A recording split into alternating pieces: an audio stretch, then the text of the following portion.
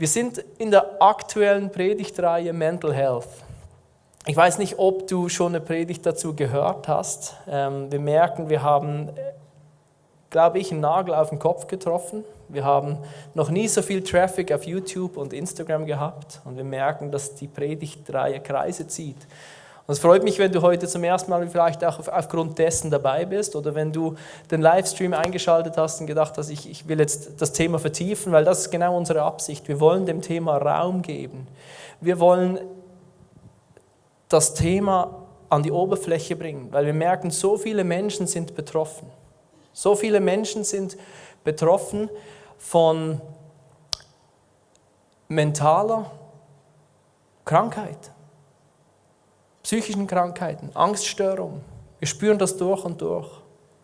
Und wir wollen einen Raum schaffen, wo wir erstens darüber reden, aber wo wir auch verstehen, wie können wir denn damit umgehen. Vielleicht die Betroffenen für sich, aber auch die Angehörigen, die mit den Betroffenen unterwegs sind, aber auch wir als Gemeinschaft. Wie gelingt es uns, einen guten Umgang zu finden mit Menschen, die mental gerade am Leiden sind.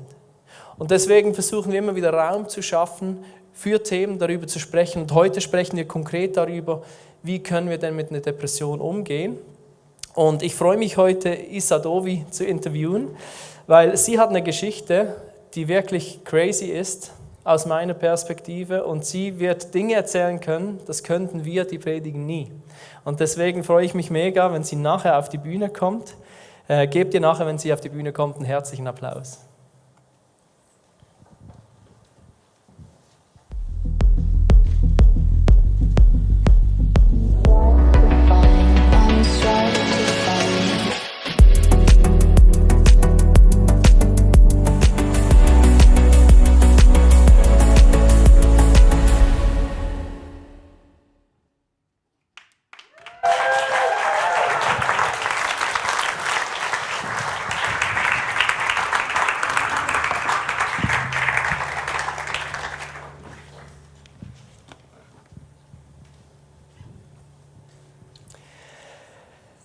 Issa.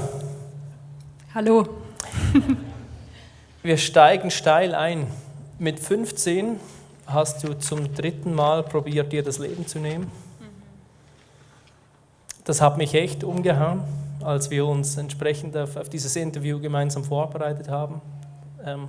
Nimm uns mal mit, wie hat dein Leben ausgesehen, wie kam es dazu? Also in meiner Kindheit habe ich einfach mega viele Traumata erlebt und hatte so viel Schmerz in mir. Und eben mit 15 war dann die Depression eigentlich schon fast zu so einem Höhepunkt gekommen, der sich dann schon noch einige Zeit auf diesen Höhepunkt gehalten hatte. Aber zu diesem Zeitpunkt habe ich einfach überhaupt gar keine Hoffnung mehr gehabt. Und ich hatte das Gefühl, dass ich schon alles versucht habe, was ich versuchen konnte, und nichts hat irgendwie geholfen. Also war das irgendwie so mein letzter und mein einziger Ausweg, einfach von dieser Welt zu gehen. Warum hast du es denn nicht durchgezogen? Habe ich tatsächlich. Ich hätte eigentlich sterben müssen, aber Jesus hat akustisch zu mir gesprochen und ja, ich lebe noch. Hat er ein Argument gehabt?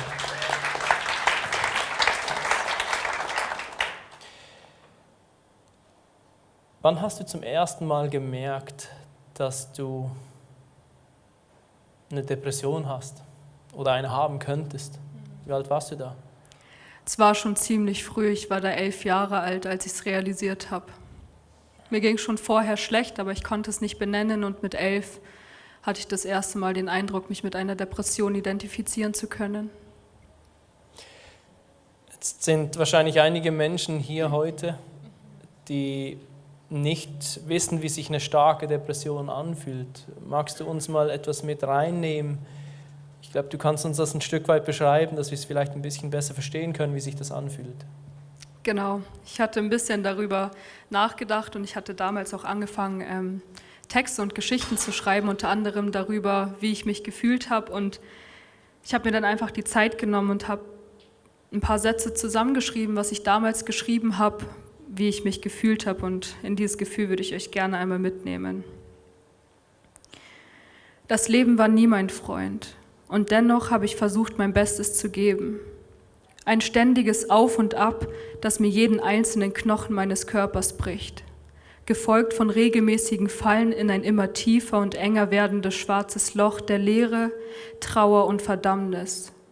Diese Dunkelheit umschlingt einen mit ihren langen, tentakelartigen Klauen, verschlingt einen und bringt einen in die tiefst verborgenen Ebenen seiner selbst, in welchen man regungslos erstickt.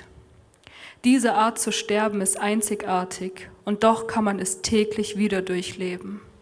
Jedes Mal aufs Neue katapultiert es einen mit voller Wucht auf einen mit Schwertern bedeckten Boden und diese Leere und der fehlende Selbstwert fühlen sich an, als steht deine Seele in Flammen. Nicht zu spüren oder wissen, wer man ist, nimmt einen jeden Trieb zu überleben und lässt die Welt nur noch grau erscheinen.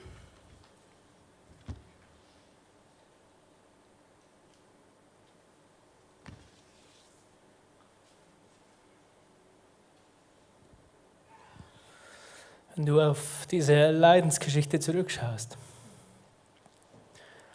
Ich glaube, da gibt es ganz viele Menschen um dich herum, die denken, da muss man irgendwie helfen, da muss man was tun. Also ich sehe das selbst bei uns als Kirche, das ist so eine Challenge. Das löst Mitleid aus und du fühlst dich irgendwo machtlos, wenn du eine Person so siehst. Und wir versuchen zu helfen. In deiner Geschichte, in dieser ganzen Zeit, was waren so Momente, wo du gemerkt hast, Leute wollen helfen, aber es ist eher ein Elefant im Porzellanladen, der mehr kaputt macht, als er eigentlich heilt? Ja, darüber hatte ich mir Gedanken gemacht und es ist irgendwie total schwierig, das zu greifen, aber mir sind so 4 Sätze eingefallen, die mich damals schon sehr geprägt haben, weil sie so überhaupt gar nicht geholfen haben. Und zwar waren das so Sätze wie: Das ist nur eine Phase, alles wird wieder gut. Jeder ist mal traurig. Es ist nur eine Sache des Mindsets. Oder: Ich verstehe dich, obwohl diese Person noch nie eine Depression durchlebt hat.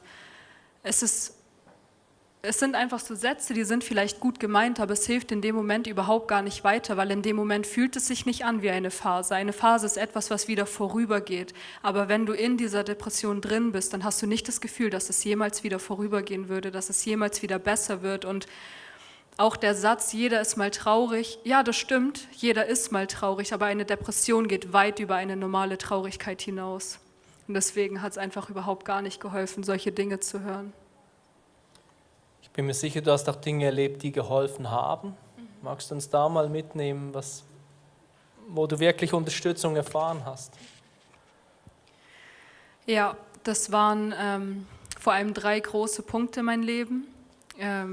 Ich habe eine Therapie gemacht, über 7 Jahre lang tatsächlich. Und in dem Moment hatte ich manchmal nicht das Gefühl, dass es mir wirklich hilft oder mir was bringt, aber ich habe es einfach trotzdem weitergemacht. Und jetzt rückblickend kann ich sagen, es hat mir nicht unbedingt immer geholfen, dass es mir direkt besser ging. Aber Stück für Stück hat die Therapie einfach meinen Blickwinkel verändert und ich habe nicht mehr die ganze Zeit nur mit so Scheuklappen gedacht. Weil bei einer Therapie geht es einfach vor allem sehr viel um Selbstreflexion, was mega hilfreich ist und auch einfach mal zu verstehen, hey, was passiert denn gerade mit mir? Ich hatte mich so gefühlt, als bin ich überhaupt gar nicht normal und jeder kriegt alles hin, bloß ich krieg nichts hin. Und da hat sie mich dann einfach gespiegelt und reflektiert, hat mit mir Dinge aufgearbeitet und hat gesagt so, hey, es ist okay und es ist normal, dass du nicht mehr kannst. Kannst du uns da etwas mitnehmen? Einfach so ein bisschen, wie hat dein Leben ausgesehen, so die 7 Jahre? Bist du zur Schule gegangen, hast du gearbeitet, bist du nur zu Hause gewesen während der ganzen Zeit? Ich bin immer zur Schule gegangen, egal wie schlecht es mir ging. Manchmal habe ich tagelang nicht geschlafen und bin trotzdem jeden Tag in die Schule gegangen. Das lag aber nicht daran, weil ich es musste oder weil ich Druck von außen hatte, sondern weil ich mir selber den Druck gemacht habe, dass ich trotzdem leisten muss, dass ich es mir nicht anmerken lassen darf, dass es mir nicht gut geht. Und ja, einfach nicht mehr zu können, war für mich keine Option. Und deswegen habe ich einfach trotzdem die ganze Zeit gegen meinen Körper gearbeitet und habe trotzdem einfach alles gemacht. Gab es Menschen in deinem Umfeld, die für dich eine Stütze waren in der Zeit, wo du merkst, da wurden bestimmte Menschen wichtiger als andere und wenn ja, was haben die getan, was dir wirklich geholfen hat? Zu dieser Zeit war es sehr schwer für mich, überhaupt Menschen in mein Leben zu lassen, weil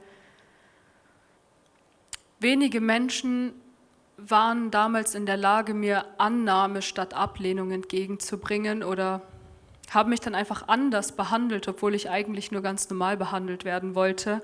Und meine größte Stütze war tatsächlich meine Mutter. Sie ist nie müde geworden, für mich zu kämpfen, mich zu ermutigen, für mich zu beten und einfach zuzuhören. Sie war einfach da und hat mich normal behandelt, in meinen Defiziten unterstützt und ergänzt und mich auf Verbesserungen aufmerksam gemacht, wenn ich zum Beispiel mal von selbst einfach zu ihr ins Wohnzimmer gekommen bin, ohne dass sie mich gefragt hat, ob ich zu ihr kommen will, meinte sie so, hey, schön, dass du da bist.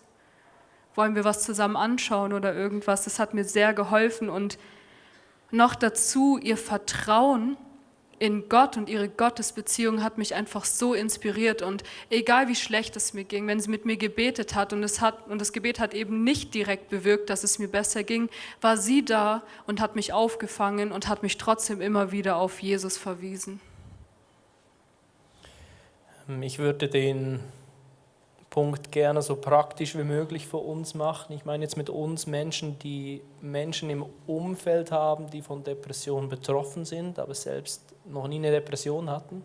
Ich merke aus meiner Perspektive, bei mir war das jetzt auch so, ich hatte im nächsten Umfeld 2 Menschen, die gleichzeitig eine Depression hatten, einmal sogar 3, und ich habe mich wirklich überfordert gefühlt. Oft wusste ich nicht, wie oft soll ich mich melden, was soll ich machen? Ich merke, ich war manchmal so ratlos. Hast du einen Tipp für die Gruppe? Ja, ich habe ein paar Tipps.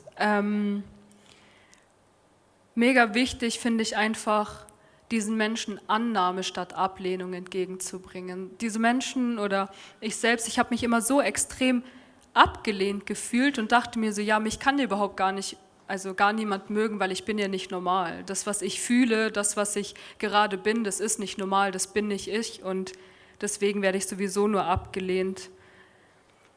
Betroffene merken selber, wie es ihnen geht und was sie gerade durchmachen und wie sehr sie sich verändern. Es hilft nichts, es ständig zu hören, du hast dich verändert oder sonst irgendwas. Geht einfach ganz normal mit diesen Menschen um. Ganz normale, alltägliche Sachen einfach machen. Wichtig fand ich auch, Struktur zu bekommen aber dass trotzdem meine Grenzen respektiert werden. Eben genau dieses Beispiel mit den alltäglichen Sachen. Mal zu fragen, hey, schau, es ist doch schon jetzt mittags, willst du nicht langsam mal aufstehen? Sollen wir nicht mal ein bisschen rausgehen, ein bisschen spazieren gehen? Einfach ermutigen und schon auch ein bisschen herausfordern, aber trotzdem auch nicht überfordern. Wenn die Person wirklich sagt, so hey, nein, ich kann das jetzt nicht, vielleicht nicht direkt beim ersten Mal aufgeben, sondern schon noch ein bisschen weiter nachhaken, aber wenn du merkst, hey, es geht wirklich nicht, dann lass die Person einfach. Wenn sie gerade schlafen will oder liegen will, dann lass sie liegen. Lass sie schlafen und zeig aber trotzdem, dass du da bist. Wichtig, was mir auch sehr geholfen hat, war, dass meine Mutter zum Beispiel Verletzungen meistens nicht persönlich genommen hat. Ich war selber so verletzt und wusste überhaupt gar nicht, wohin mit diesem ganzen Schmerz. Und viel zu oft habe ich es auch an ihr ausgelassen. Aber sie hat mich trotzdem nie abgelehnt. Sie hat einfach auch mal darüber hinweggesehen und meinte so, hey, ich sehe deinen Schmerz. Ich weiß, dass du mich nicht verletzen wolltest, sondern du hast es einfach nur so gesagt oder nur so getan, weil du selber so verletzt bist.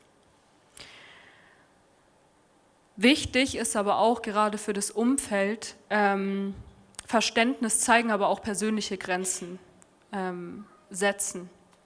Kommunizieren, wenn die Person einen doll verletzt hat und vielleicht nicht in der Situation, erstmal ein bisschen die Situation runterkommen und entladen lassen, aber danach trotzdem hinzugehen und zu sagen, so hey, das hat mich gerade richtig verletzt und das war eigentlich nicht okay, wie du mit mir umgegangen bist. So, du kämpfst diesen Kampf nicht alleine, wir kämpfen den zusammen und lass mich doch irgendwie so ein bisschen rein in deine Welt.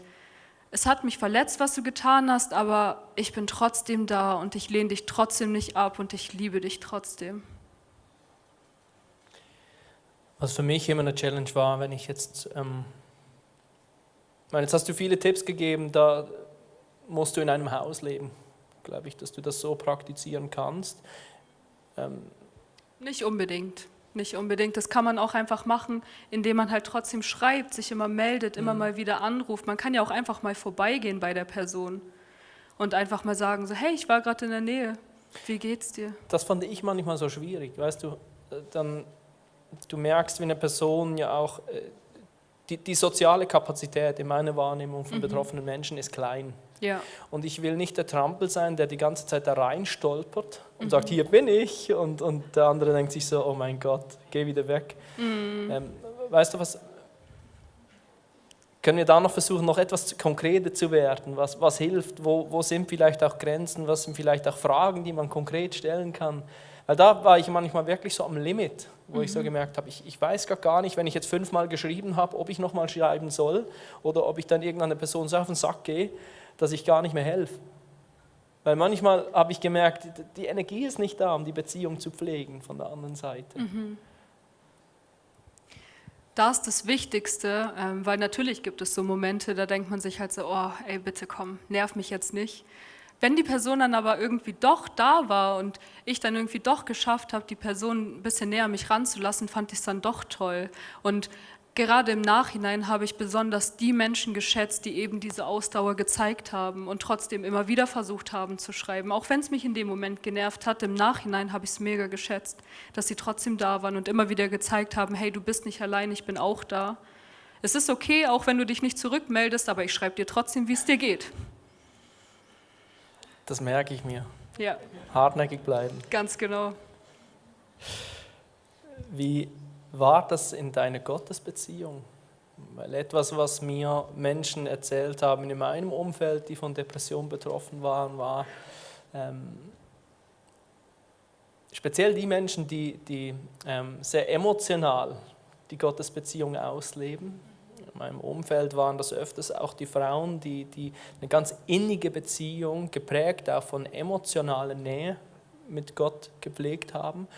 Und eines der Symptome oft bei Depressionen ist ja, dass diese Emotionen irgendwo verschwinden, dass man nicht mehr alles gleich wahrnimmt, so aus der Erzählung, aus meinem Umfeld.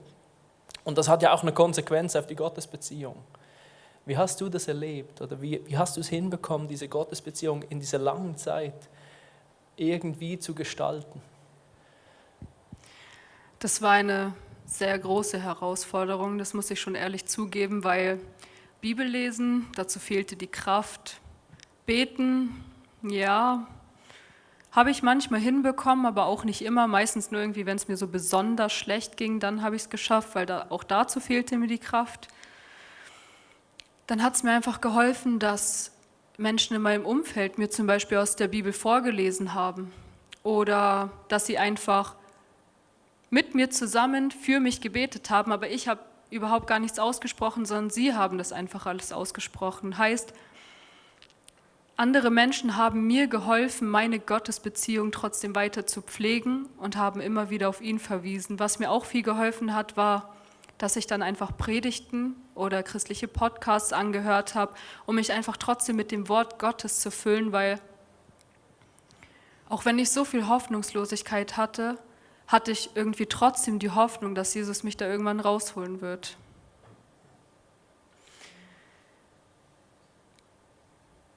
Was mir auch sehr viel geholfen hatte und was mich dann doch wieder ein bisschen näher zu ihm gebracht hat, war Lobpreis. Weil ich liebe Musik sowieso und auch Lobpreis sind einfach gesungene Gebete. Es muss nicht unbedingt nur aus der Bibel, also dass man einfach sich hinsetzt und die Bibel liest. Nein, es gibt ganz viele Wege, ihm nah zu sein oder manchmal einfach nur ruhig zu sein und ihn einfach in die Situation, in diese Emotionen einzuladen oder mit ihm einfach darüber zu sprechen, wie man sich fühlt. Also ich meine, er weiß es sowieso und deswegen ist es manchmal vielleicht einfacher, mit jemandem darüber zu sprechen, der es eh schon weiß, wie du dich fühlst und ja, sich wie einfach mal bei ihm auszukotzen und zu sagen, hey Jesus, das und das und das ist gerade mega scheiße. Ehrlich sein halt, ja. Wenn du zurückguckst, jetzt hast du die Zeit ein bisschen beschrieben, wir haben darüber gesprochen, was war gut gemeint, hat aber nicht geholfen, was hat aber wiederum geholfen. Was sind Dinge, wo du jetzt vielleicht selbstkritisch auf dich selbst schaust und sagst, wäre ich nochmals in diesem Alter, das würde ich anders machen?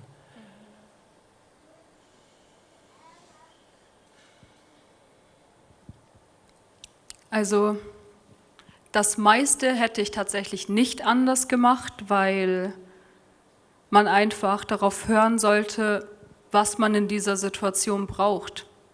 Und für mein Empfinden habe ich ja das getan, was ich damals gebraucht hätte, aber mir sind dennoch ein paar Punkte eingefallen. Und zwar, ich hätte definitiv früher nach Hilfe gefragt und diese auch angenommen und hätte nicht versucht, alles immer so doll zu verstecken. Weil Depressionen sind nichts, wofür man sich schämen sollte. Das ist eine Krankheit wie jede andere und Depressionen sind behandelbar, definitiv. Man muss es nur zulassen. Und ich habe das ganz, ganz, ganz lange nicht zugelassen, weil ich es mir selber nicht eingestehen wollte, dass ich schwach bin oder dass ich nicht mehr kann. Ich hätte auch definitiv trotzdem früher die Bedürfnisse meines Körpers wahrnehmen und ernst nehmen sollen, weil ich habe ihn viele, viele Jahre übergangen und habe einfach gemacht, was ich machen wollte, weil ich einfach so einen hohen Leistungsdruck an mich gestellt habe. Ja, es hat dann einfach nur dazu geführt, dass ich dann mit 17 mein erstes Burnout hatte und mein Körper gesagt hat, okay, wenn du dir keine Pause gönnst, dann knocke ich dich halt aus, damit du musst. Hätte ich mir vielleicht ersparen können, vielleicht auch nicht, aber ich denke schon, dass ich es dadurch ein bisschen mir hätte ersparen können. Wichtig ist auch, ich hätte definitiv früher anfangen sollen, meinen Schmerz zuzulassen, Schmerz auch mal auszuhalten und zu lernen, oder ich hätte früher lernen sollen, das mit Jesus anzugehen, ihn da reinzulassen und das mit ihm zu bewegen.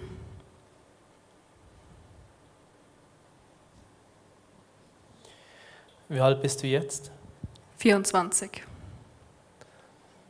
Das ist eine lange Zeit, die Geschichte, die du jetzt erzählt hast.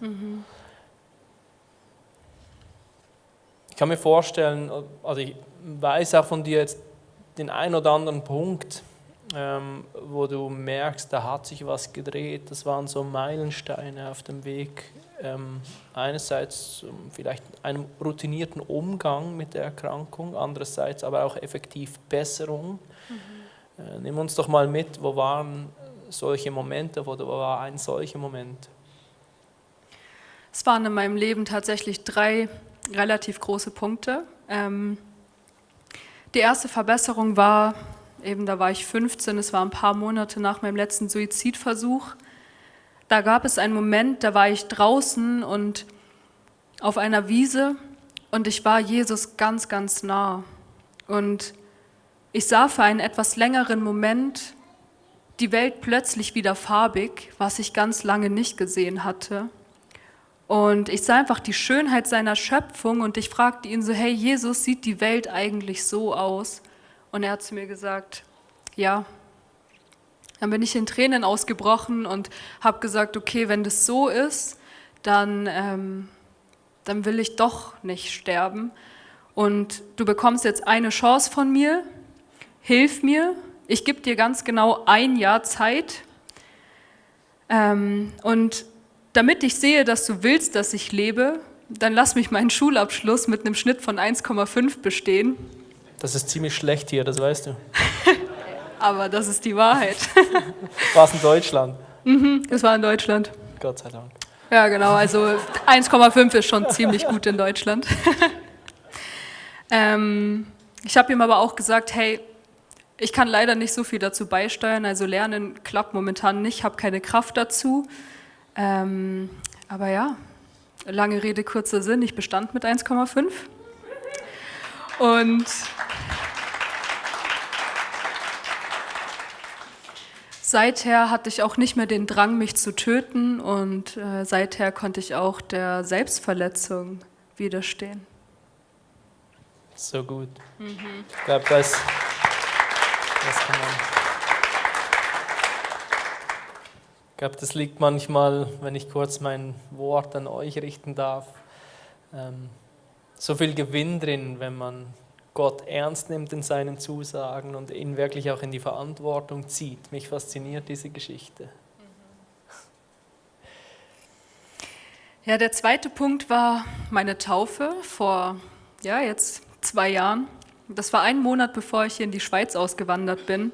Jesus hatte mir es einfach total aufs Herz gelegt, dass ich es machen soll, und ich habe es gemacht. Und als ich aus dem Wasser wieder aufgetaucht bin, habe ich mich irgendwie so ein bisschen leichter gefühlt, und ich hatte Hoffnung zum ersten Mal nach so langer Zeit, dass Jesus mich wieder neu machen wird. Ja, der letzte und auch ein sehr großer Punkt ist,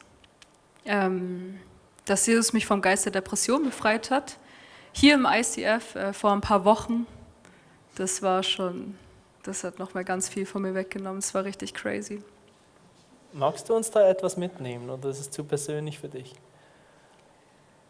In die Befreiung? Ja? Ja. Weil, Randbemerkung, das war hier in diesem Raum, Genau. in dieser Church. Nicht viele hier drin haben das erlebt.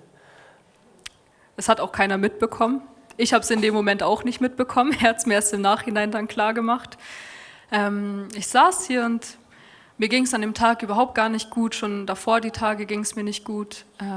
Ich habe es dann aber doch geschafft, mit Gottes Hilfe hierher zu kommen, und Celeste hat dann dem Abend gepredigt. Ich habe ihm einfach während des Worships und der Predigt alles hingelegt, was ich bin, und habe gesagt: Herr Jesus, guck, ich kann das gerade nicht tragen, so, ich gebe es dir. Und nach der Predigt ist Celeste zu mir gekommen, um mich zu begrüßen, und als sie mich berührte, habe ich dann einfach gemerkt, dass ich mich nicht mehr bewegen kann. Ich wollte nämlich eigentlich nach Hause gehen, aber Jesus hat mir gesagt, so, nein, du bleibst. Und plötzlich fühlte ich mich wie auf meinem Stuhl verwurzelt. Einige Momente danach fing ich extrem an zu weinen und hatte so einen Druck auf dem Bauch, der langsam hochstieg zur Brust. Und irgendwann stoppte einfach das Weinen. Ich wusste nicht, was gerade passiert ist. Ich bin einfach aufgestanden, habe mir die Tränen aus dem Gesicht gewischt und bin gegangen. Die Leute mögen wir als Pastoren. Und zu Hause ist mir dann das erste Mal aufgefallen, dass es mir ein bisschen besser ging. Ich dachte mir so, okay, cool, so kann ich die nächste Woche bewältigen. Als ich dann nachher ins Bett gegangen bin, ist mir nochmal klar geworden, dass es mir sogar sehr viel besser geht. Und da hat Jesus dann wieder akustisch zu mir gesprochen und meinte: Hey, ja, dir geht's besser, weil ich habe dich vom Geist der Depression befreit.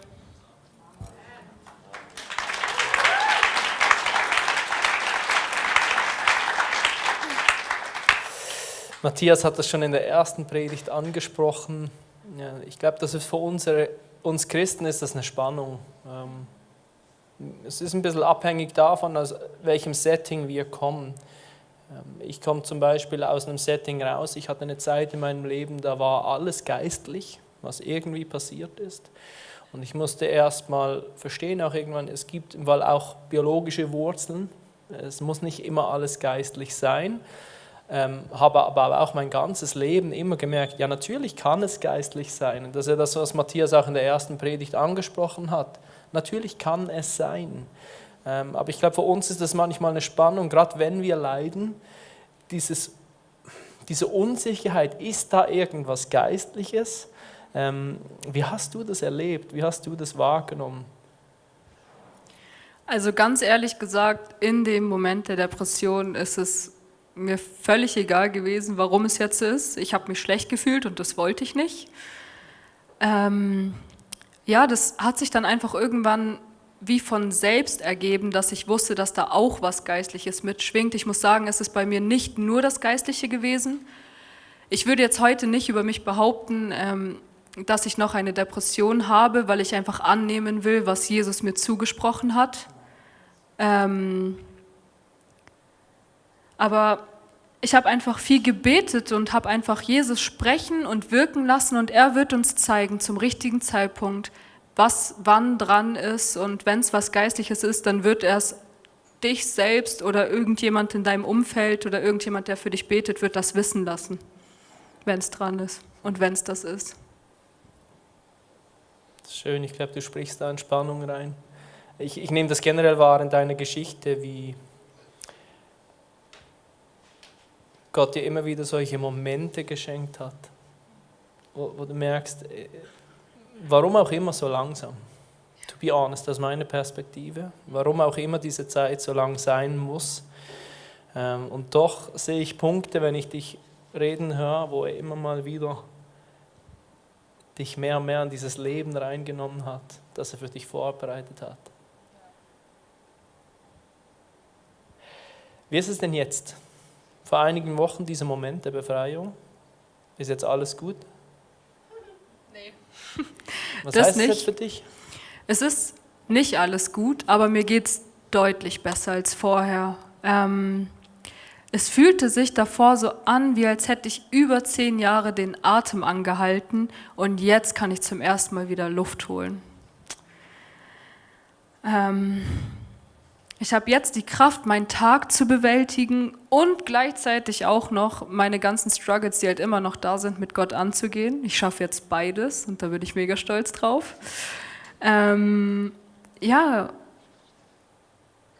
Dieser graue Schleier, den ich die ganze Zeit gehabt habe, der ist jetzt weg und diese Schwere und diese extreme Hoffnungslosigkeit, ich habe jetzt wieder Hoffnung, dass Jesus mich ganz neu machen wird, dass er einfach seinen Weg mit mir weiterhin gehen wird und ich habe einfach meine Freude und meine Identität in Jesus wiedergefunden und ja, ich wüsste keinen anderen Weg, wie man aus so einer schweren Depression rauskommt, als durch Jesus. True word. Zum Ende hin eine Person, die jetzt an Depression leidet. Vielleicht gravierend, wenn ich denke an diese Phase, wo du konstant oder immer wieder suizidale Gedanken hattest. Aber auch jetzt die Phase, wo du merkst,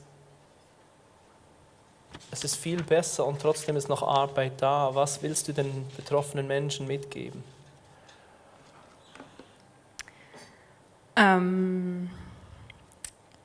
Also als allererstes, vor allem zu den Suizidgedanken, will ich sagen, füll dich mit der Wahrheit, mit dem Wort Gottes und mit dem Heiligen Geist, denn in ihm steckt Leben. Das ist ein sehr, sehr wichtiger Punkt. Und was ich auch noch gesagt haben wollte, ist, egal wie du dich gerade fühlst, du bist viel zu wertvoll, um zu sterben. Und nein, die Welt ist kein besserer Ort ohne dich. Und es ist okay, sich Hilfe zu suchen. Das ist keine Schwäche, das ist Stärke, wenn man das schafft, sich zu öffnen. Und insgesamt zu der Frage, was würde ich Menschen mitgeben wollen, die insgesamt einfach in einer Depression sind oder in einer schwierigen Phase sind oder in einer schweren Krise sind. Egal, was ich jetzt sagen würde, es würde nichts helfen, dass man sich besser fühlt. Deswegen habe ich mir gedacht, ich zeige euch einfach mal, wie sich meine Perspektive geändert hat. Und dazu hatte ich auch was aufgeschrieben. Ich war in einem Sturm, aber ich dachte, Jesus ist nicht da. Es fühlte sich an wie Ertrinken und ich dachte, Jesus ist nicht da. Ich ging durch die Hölle auf Erden und auch da hatte ich den Eindruck, Jesus ist nicht da. Ich stellte mir die Frage, ob er mich verlassen oder vergessen hat, denn ich dachte, ich suchte ihn, aber ich fand ihn darin nicht. Heute stelle ich mir die Frage nicht mehr, sondern meine Frage hat sich geändert. Sie lautet nicht mehr, ist Jesus da? Denn Jesus war immer da. Und er streckt unermüdlich seine Hände nach uns aus und er ist allzeit bereit, auch wenn wir es gerade nicht fühlen. Die Frage ist jetzt also, erlaube ich Jesus in meinen Sturm, in mein Ertrinken, in meine Hölle reinzukommen oder erlaube ich es ihm nicht? Ich habe die Wahl. Denn Jesus möchte eine Beziehung zu uns und diese Beziehung bedeutet Veränderung und Heilung. Er zeigt uns, was zu welchem Zeitpunkt dran ist und Veränderung und Heilung muss nicht laut sein. Manchmal kommt sie ganz leise und schleichend. Unsere Aufgabe ist es durchzuhalten und ihm alles anzuvertrauen und ihn in jede Situation, in jedes Gefühl einzuladen und seine Gnade zu empfangen. Was konkret wir noch tun sollen, wird er uns zu seiner Zeit zeigen, wenn man ihn danach fragt. Und vor ungefähr 2 Wochen hat mir Jesus eine mega starke Zusage einfach gegeben. Auch in einem Moment, wo ich mich einfach nicht so gut gefühlt habe. Und ja, diesen Bibelvers würde ich gerne mit euch teilen. Es ist Psalm 91, ab Vers 9. Du aber darfst sagen, beim Herrn bin ich geborgen. Ja, bei Gott im Höchsten hast du Heimat gefunden. Darum wird dir nichts Böses zustoßen. Kein Unglück wird dein Haus erreichen. Denn Gott wird dir seine Engel schicken, um dich zu beschützen, wohin du auch gehst. Sie werden dich auf Händen tragen und du wirst dich nicht einmal an einem Stein stoßen. Löwen werden dir nichts anhaben, auf Schlangen trittst du ohne Gefahr. Gott sagt, er liebt mich von ganzem Herzen, darum will ich ihn retten. Ich werde ihn schützen, weil er mich kennt und ehrt. Wenn er zu mir ruft, erhöre ich ihn. Wenn er keinen Ausweg mehr weiß, bin ich bei ihm. Ich will ihn befreien und zu Ehren bringen. Ich lasse ihn meine Rettung erfahren und gebe ihm ein langes und erfülltes Leben. Und genau diesen Bibelvers möchte ich über euch alle aussprechen. Klammert euch an seine Zusagen, er ist da. Und er liebt euch, egal wie ihr euch fühlt. Wir lassen das so stehen. Darf ich euch bitten, der Isa einen riesigen Applaus zu geben?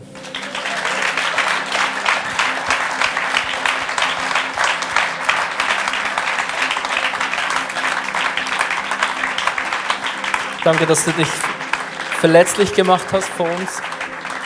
Es bedeutet uns als Gemeinde extrem viel, weil wir wollen Menschen, die solche Phasen durchleben, verstehen und so gut es geht unterstützen und einfach helfen, wo wir können.